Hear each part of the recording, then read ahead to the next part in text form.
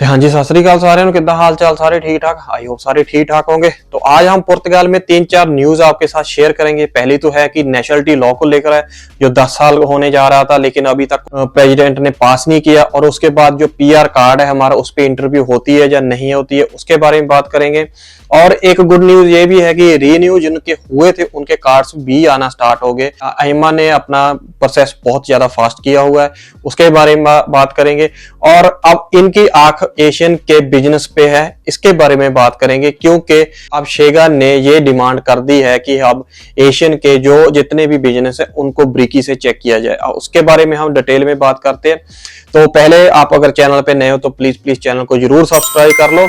तो आज बात करते हैं, पहले गुड न्यूज से स्टार्ट करते हैं कि जिनके भी रिन्यू हो रहे थे अब उनके लिए गुड न्यूज है। अब उनको भी इतना ज्यादा टाइम 10 मंथ नहीं लगेंगे। जिनके डॉक्यूमेंट पूरे बिल्कुल सही दिए हुए अपलोड किए हुए उनके कार्ड्स भी रिसीव होना स्टार्ट होंगे। जी हाँ, ये सच्ची न्यूज है। लोगों के 20-20, 30-30 दिनों में एक मंथ के अंदर कार्ड रिसीव होना स्टार्ट हो गए। ये बहुत ही अच्छी खबर है। आप देख सकते हो, अगर आपके आसपास में किसी का भी ऐसा हुआ तो प्लीज कमेंट करके जरूर बताना।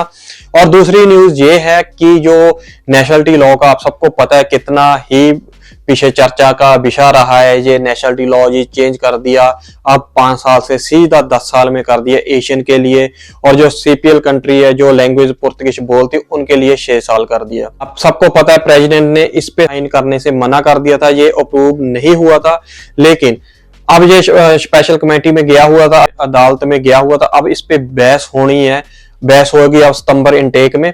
लेकिन तो अब इनकी बात हुई है साबका इमिग्रेशन के हाई कमिश्नरों से। उन्होंने और भी लोग थे इनके साथ, लेकिन उन्होंने इनको सलाह दी है, जैसे थिंक टैंक बोलते जिनको, उन्होंने इनको सलाह दी है कि आप बीच का कोई रास्ता निकाल लो। जैसे कि आप 10 साल बोल रहे हैं तो उसको 6 साल कर दिया जाए। तो ये एक अच्छी खबर है, गुड न्यूज है, क्योंकि जो अभी सरकार है ये पूरी हाथ धोकर इमिग्रेशन के पीछे पड़ी हुई है। जो भी लॉ लेकर आ रही है एंटी इमिग्रेशन लेकर आ रही है, क्योंकि लोगों ने अब दुख इस बात का हो रहा है। अगर पहले से हमें पता हो कि ये लॉ उस कंट्री में है तो किसी को कोई तकलीफ नहीं होती। लेकिन जिन लोगों ने मेहनत की होती है उनका अभी फल लेने का टाइम आता है। अब उनको होता है कि हमने 5 साल जहां पे मेहनत की है, 6 साल मेहनत की है, अब हमारी बारी है कि हम पासपोर्ट अप्लाई करें या पीआर कार्ड अप्लाई करें। तो जब ऐसे कोई नया लॉ लेकर आ जाते हैं तो बहुत ठेस पहुंचती है। तो ऐसे लगता है कि ये हमसे अब इन्होंने मेहनत करवा ली है, अब हमें ये निकाल रहे हैं इस कंट्री से। तो ऐसा फील होता था। लेकिन कुछ लोग बोलते ना अभी भी है, तो ऐसा ही सेम हुआ है।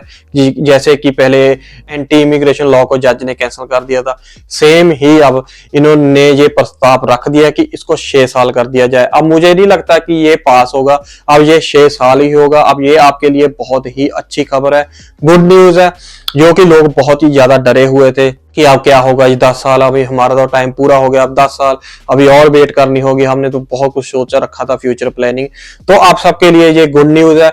मैं चाहता हूं कि जब अब ये सितंबर में इस पे बहस होगी तो इसको खारिज कर दिया जाए और ज्यादा से ज्यादा 6 साल कर दिया जाए। तो इसमें किसी को इतनी ज्यादा प्रॉब्लम नहीं होगी, ना मुझे लगता होनी चाहिए। लेकिन है तो ये फिर भी खिलाफ ही हमारे इमिग्रेंट्स के, लेकिन फिर भी चलो 10 साल से तो अच्छा ही है, 6 साल में पूरे एग्री कर जाएंगे।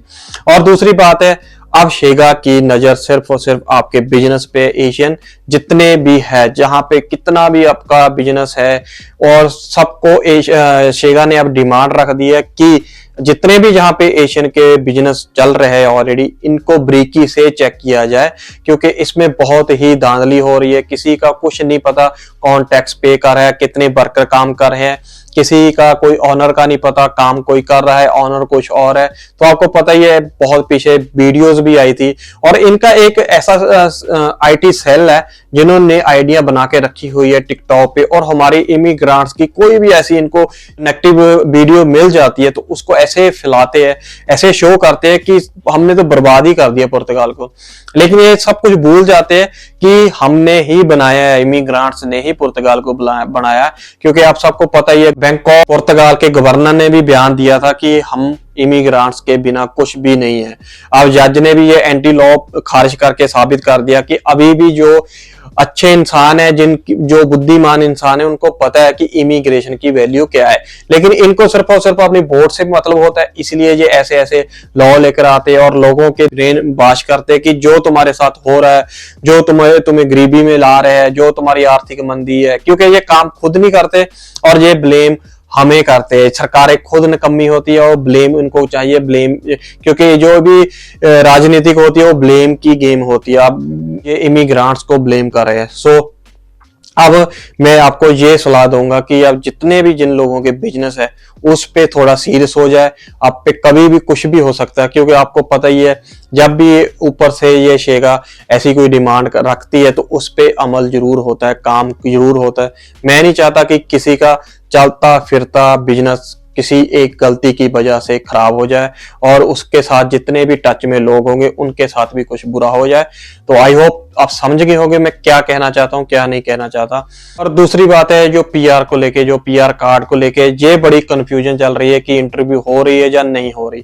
तो इसमें मैं आपको साफ साफ ये चीज बता दूं, जब आप पीआर के लिए अप्लाई करने जाते हो तो आपको पता है कि आपने 5 साल जहां पे पूरे कर लिए, और जब आप इंस्पेक्टर के सामने जो ऑफिसर होता है वहां पे उसके सामने आप बात करते हो गुड मॉर्निंग, आपकी इंटरव्यू क्यों नहीं होगी? आपकी इंटरव्यू होगी तो क्योंकि आपको 5 साल जहां पे रहते हुए हो गए, आपको बेसिक तो पुर्तगीज आनी चाहिए। तो इसलिए आपको कभी भी जब जाना आपका कॉन्फिडेंस देखते हैं, आपकी जो बेसिक रहती है वो देखते हैं, क्योंकि उनको जो बोलते हो बेसिक बोलते हैं, आपका नाम, आपके डॉक्यूमेंट वगैरह पूछते हैं, तो आपको इतनी तो पुर्तगीज आनी चाहिए। जब आपको इतनी भी पुर्तगीज नहीं आती तो उनको डाउट होता है, वो आपकी इंटरव्यू लेते हैं और किसी किसी से तो वो ऐसे भी लिखवा के देखते हैं।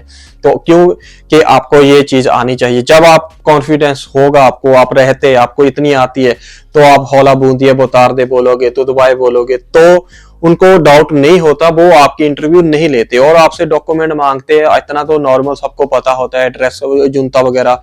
किसी किसी लोग को, क्योंकि लोग ऐसे भी थे जो कभी पुर्तगाल में थे ही नहीं, बाहर रह के सब कुछ किया, तो उनके लिए ये मुसीबत की घड़ी है।